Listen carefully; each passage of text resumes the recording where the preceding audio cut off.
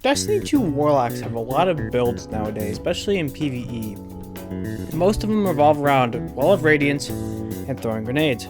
Granted, Starfire kind of does both of these, so it doesn't really matter.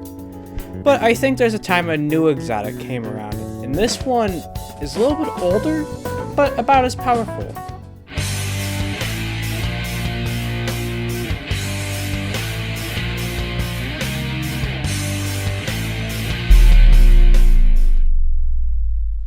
Rain of Fire is exotic leg armor for the Warlocks. Their main armor perk is called Soaring Fusilier. Air dodge reloads all of your weapons and improves your AE of fusion rifles and linear fusion rifles. And then final blows with linear fusion rifles and fusion rifles will make you radiant.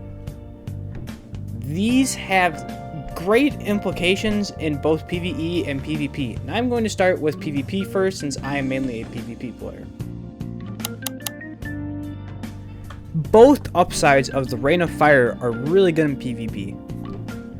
Air dodging on a reload is really nice because it counts for all of your weapons. You could pick something up with your secondary, most likely a fusion rifle, and you air dodge out of the way, and bam, you would reload your fusion rifle even if you have a hand cannon equipped, which also reloads the hand cannon equipped, and it's on a 4-second cooldown, so it's better than a hunter dodge. The only problem is you have to jump up for it, putting yourself at certain risk in certain spots.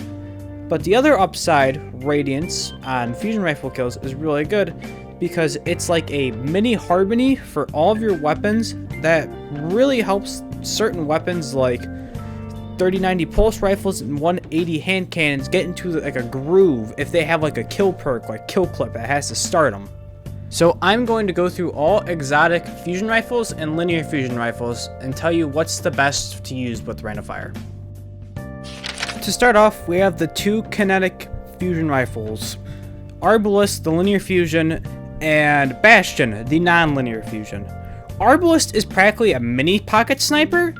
If you are really good with dealing with flinch, Arbalest is going to be one of the best primaries to put with it, unless you have a really good like Cataclysmic or Burden of Guilt, because it's just a mini sniper. But Bastion is just meh, it's not exactly good. I don't think it's been good since it came out, so it's not bad, but not the best. For energy weapons, I'm gonna start with Merciless. Merciless is okay, but it's not for like PvP. It is truly a PvE weapon. It does have kill clip, but it's very much reliant on getting the quickly speed up through not getting the kill, so that's very much not in PvP. Next up would be Telesto. Telesto is pretty funny. It has the funny orbs that stay on the ground when you shoot it and then explode. But it's not really synergizing. You're kind of letting your opponent live for longer, meaning you're stalling to get radiance. Granted, it also is really like against it because one of its perks automatically reloads, which will get more into PvE, but it's alright. Jotun.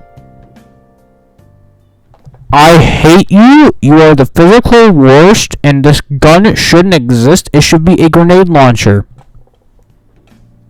Alright, now you got Vex. Vex is a very different. Vex is probably the most viable weapon out of all of them. But no one wants to use Vex. I mean, it's still, if this is the only way to make it viable, it's not the best, but it is the best in PvP, not the best in PvE. Lorentz Driver is next. Lorentz is just Arbalest, but actually has like benefits for PvP. So Lorentz Driver is pretty good if you want another pocket sniper, but I'm just not the biggest fan. Then Delicate Tomb is the next one and the last one in the energy. Delicate Tomb is actually special. Delicate Tomb is really good on arc because ionic traces spawn from kills, meaning you could be a amped radiant warlock speeding down someone who's not prepared to get ran over by someone with a damage boost and a speed boost. Fire team that fights together stays together. This exotic has a lot of potential, as you guys can see. Hi guys, post like script Devin here. So I actually went to get the footage for the last weapon, the funny Delicate Tomb. For the love of God, don't use it. I know it has so much potential, but there is literally no, like, extra damage to it. You will get so many, like, full body. You miss one bolt, he, like, lives. It is horrible. It is, like, one of the worst weapons I've used. And this is going to be a rant about it, but I'm just saying don't use it right now. And for heavy, please for the love of God don't be using a heavy exotic fusion, linear or not, it doesn't matter. Purple linear fusions you shouldn't even be using, rockets, grenade launchers, and crucible. And if you're playing Gambit, you can make the argument, but will be more for the PvE side, which I'll get to later. See, now that we've gone through all the exotics, you can see that there are clearly some better ones, Vex, than like others, but they all should generally be fine, unless I'm talking about Delicate Tomb. Yeah, I came back. But yeah, now we're gonna move on to PvE, where this actually serves a really weird but different purpose, which may put it as one of the strongest, like, DPS weapons, or I guess armors. Yeah, whatever. In PvE, you're using Rain of Fire, kind of like Starfire in a sense. A lot of it's going to be used for damage, mainly through jumping, firing, and then normally with like a Starfire you'd throw a grenade, which you shouldn't. It'd be air dodge, and then you'd fire, throw your grenade, fire, and then air dodge, because it's a short cooldown. You practically have a hunter cycle going for Warlock, which puts its DPS higher than Starfire in a certain sense, especially when it gets nerfed. You can only have a certain amount of grenades instead of just running demo. So I'm going to go through the exotics for PvE, and I'll try and be faster, but it's not going to be. We have two kinetics again, Arbalest, Bastion. Arbalest actually is decent because Arbalest, if you get a kill, you can proc the extra damage for another Arbalest shot. You can kind of like a mini like free rampage going for Arbalest, which is really nice for it. And then you have Bastion. Bastion's actually decent because any kills with Bastions, and Bastion's already a unstoppable, Bastion now can get something else, a barrier, something that may not have barrier but may be really powerful. So Merciless is meta. Merciless is the fusion rifle that, when you fire and you get non-kills, it fires faster and faster. And the one downside with Merciless is you have to reload. This, takes it away by having a dodge reload so you can get back into firing faster. Plus kill clip, and when you get a kill, while it may reset, you now have Radiance to get a damage buff on it to do more damage. And I'm not sure if they stack, but imagine if they did. That would be like, it is probably the best energy fusion rifle to pair with it right now. Then we have Telesto.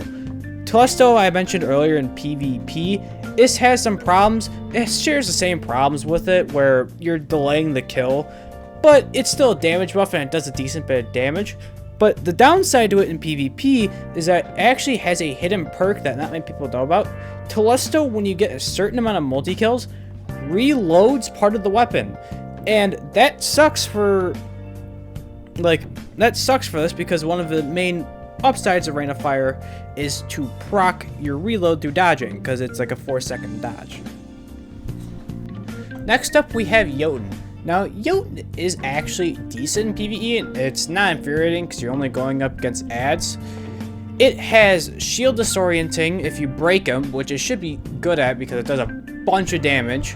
And it has incandescent with the catalyst. So it is actually really good in PvE. It's not infuriating to go against, unlike in PvP. And then we have Vex, also slightly infuriating in PvP, but unlike its cousin Jotun, sucks in PvE because it doesn't actually have any benefits. Yes, you can technically use the linear fusion rifle mode. Yes, if you're gonna sit back and camp with it, you can. But it's just not the best. You'll get anti-barrier with it, but I mean that's because of Radiance, not actually because of the weapon. It would be better to use like Arbalest, because if you're gonna do just for it. So, Then we have the last two, Lorentz Driver, which honestly, Lorentz is weird. I mean, it's not the worst. Arbalest gives it, Arbalest is better because it has anti-barrier, but Lorenz isn't bad. I mean, it has like ad clear compared to Arbalest, so I'll give it that. If you want a fun like ad clearing weapon, you know, take this, get the free damage bonus. I'm pretty sure that stacks with Radiant. So yeah, and then you have the actual like decent weapon, Delicate Tomb. Unlike the trash can Delicate Tomb, the PvE version actually slaps, because when you get a kill and you get a arc thingy, you get Jolt on shots. So you can actually apply Jolt, which does more damage and has chain reactions. So you can use this with the Radiant thing to become actually super powered with Radiant and Arc to become a literally almost unkillable monster that can jolt anyone at any time. Now, I'll actually be talking about the heavy weapons because they actually have a chance in PvE compared to PvP. Queen's Breaker, Sleeper Stimulant, 1k Voices. Now, Sleeper Stimulant is actually decent. It does a lot of damage, but the Linear Fusion Rifle nerfs coming up, I'm not sure if it's going to be the most powerful, especially because devs hinted that they may get more at some point. But Linear Fusions have had their time in the sun. Sleeper had its time in the sun through Gambit. So if it comes back, it's fine, but right now it's not really worth it.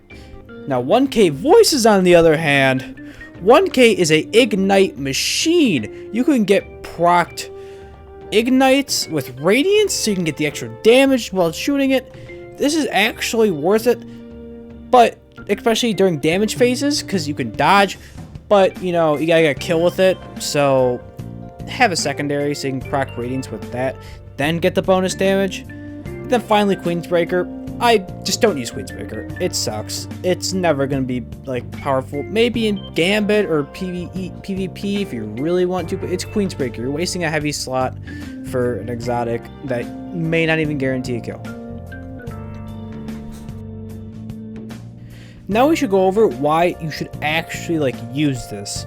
Getting Radiance in a high level content's really good, especially because now it is anti-barrier, meaning you can turn any of your weapons to anti-barrier, as I said earlier. But damage buffs, especially because enemies in higher level have a lot of health, so getting anything to do extra damage is really nice.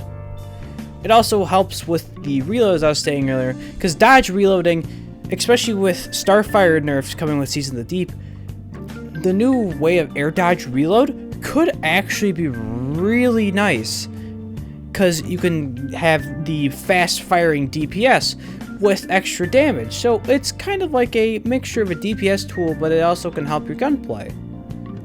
So Rain of Fire is honestly probably one of the better Warlock exotics.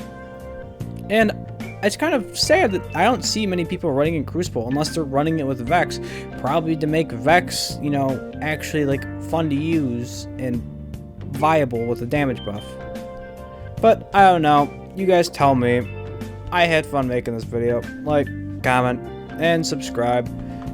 I'm out.